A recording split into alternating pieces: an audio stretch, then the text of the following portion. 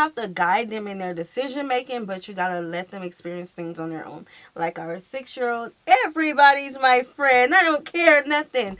Our 10-year-old, he's learned. You can go even younger than that. How many children you see in the stores with their parents waving at strangers, no matter who it is? A lot. And what happened to that personality as they grow? They start to be told certain things about they certain hear things, and they start to see things, and they start things to realize to stuff, and even that. So.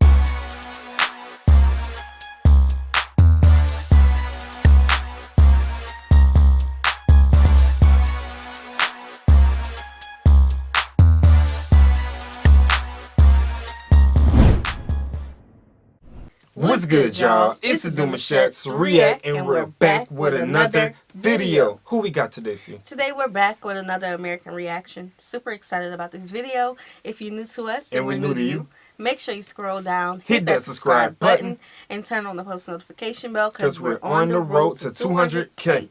And we cannot get there without you guys, alright? Join the family. Without further ado, let's get into the video.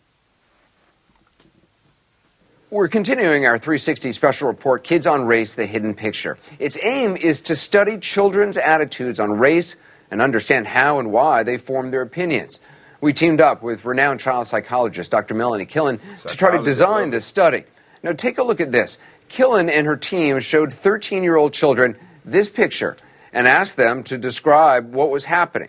Questions like, Okay, so Chris looks like he is in a walking motion. He doesn't have his fist ball, but he is looking down. Alex looks like he is on a knee, and he caught himself. Alex looked like he tripped, but he could have been pushed in the back.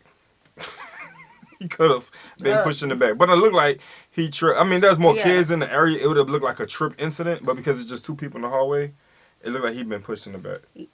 You think? It looked like he just walked up on it. That's, again, exactly. He could have just tripped. And it looked like Chris is in a walking motion. Mm-hmm.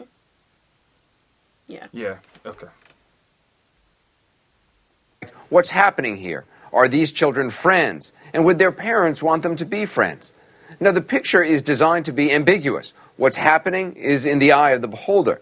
Then they showed them this picture and asked the same questions. Now, the only difference between the two pictures, the race of the kids was flipped. Both white and African American children were tested, and the psychologist showed a similar set of pictures to 6-year-olds. At our request, they also asked kids open-ended questions about race to understand how it plays into their own lives. And as you'll see, the responses were raw. Some of the experiences they described were shocking. In our first report, we told you that when testing 6-year-olds, the research showed an overwhelming majority of white kids were negative about interracial friendships. The majority of black children, on the other hand, were positive. But we discovered a lot changes from childhood to adolescence. Take a look. The study found when 6-year-old African American children were asked about interracial friendships, the majority responded like this. Carrie was trying to help her. And how much would they like it if the two were friends? Really like it. But watch how they respond by age 13. Carrie, she's a bully, so she pushed Abby. Do you think that Chris and Alex are friends? No, not really. The optimism we heard from young black children fades with age. At age 6, 59% of black children think the two kids in the picture are friends. By 13, a total flip. 63% do not think they're friends, which matches white teens' attitudes. Our expert says experiences like 13-year-old Jimmy's of rejection begin to explain the disappointing trend. He says a white friend's mom forbade her son to be friends with him. They end up to say because you're black, so you can't hang out.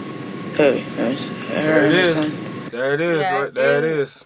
Like, honestly, y'all, they're doing like the age group of our children, and we have seen similarities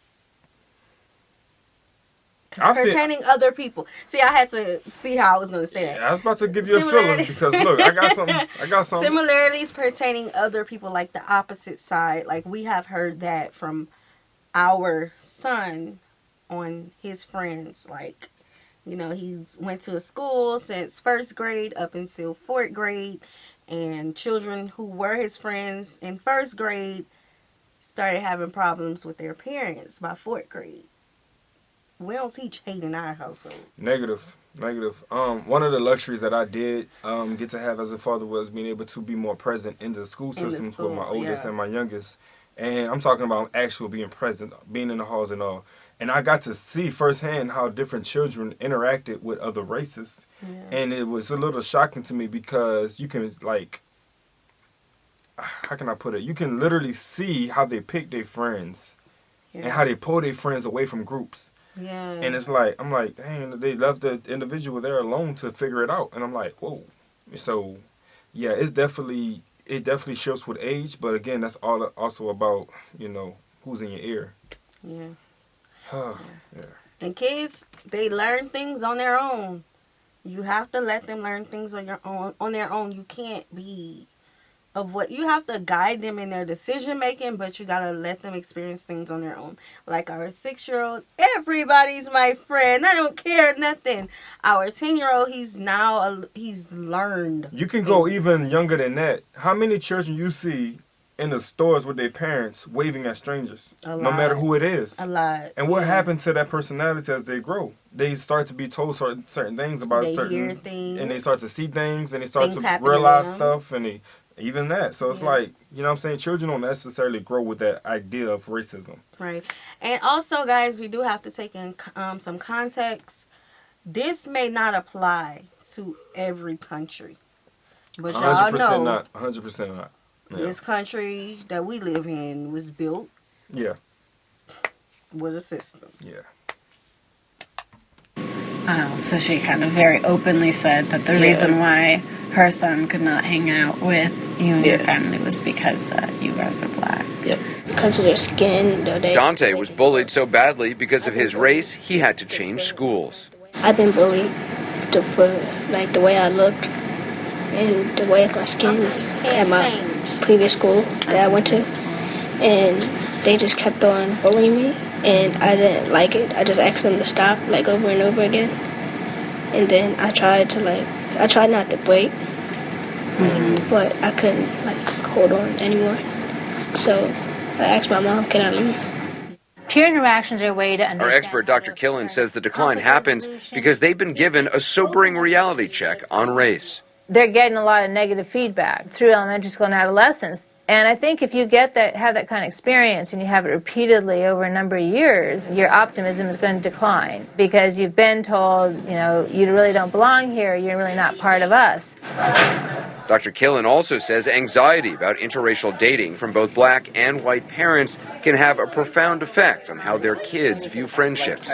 Parents of young children do often send messages about we can all be friends with everybody. They do send the positive messages. But by adolescence, they start getting more nervous about this, and they start thinking, well, you should be friends with people like you or like us. How are you? I'm Soledad. Soledad O'Brien asked some kids about the issue after it came up during their tests. Do you think your parents would be fine if you decided to start dating a black girl, brought her home? Honestly, my parents probably wouldn't be too happy because if I was to marry a black girl, you're connected to their family now, and who knows what her family is really like. So they probably wouldn't be that excited about it. Probably not. Shantae admitted anxiety and a double standard for interracial dating in her family. If I were to date a white guy, a lot of people wouldn't really have a problem with that. But if my brother were to bring home a white girl, there's definitely going to be some controversy. From whom? Your parents or you? From me. from me. Really, because I think it's more of a problem for people when a black man brings home a white woman because it's been like that for years. So it would matter to you? I think it would, unless, of course, she were not to act, I guess, so quote-unquote white. What does that mean? I'm fine, ha, they're so ghetto. Oh, yeah. No. There was. That is funny, bro. It's like, I'm calling you ghetto. Okay. It's like a real small incident, like misunderstanding the way of how to, operate when potato salad is on the table. Oh, you brought up the food. Days, you know what I'm saying? Days of that nature, like when. Okay. Yeah, so that's funny to me. Some good news in our results as well. The racial balance of a school can make a major positive difference on how white kids view race. The study tested kids from majority white, majority black, and racially mixed schools. The difference was remarkable. Students in majority white schools were the most pessimistic about race.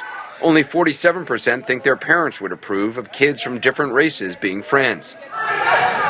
In racially diverse and majority black schools, 71% are positive about it. The reason, according to Dr. And that matters because as people, Dion and I both went to well-diverse schools. Like, I feel like our state is a very diverse state. Our home state is a very diverse state. And we have seen a difference between our upbringing in diverse schools versus our children's upbringing. We moved to a whole new state, right? Whole new area.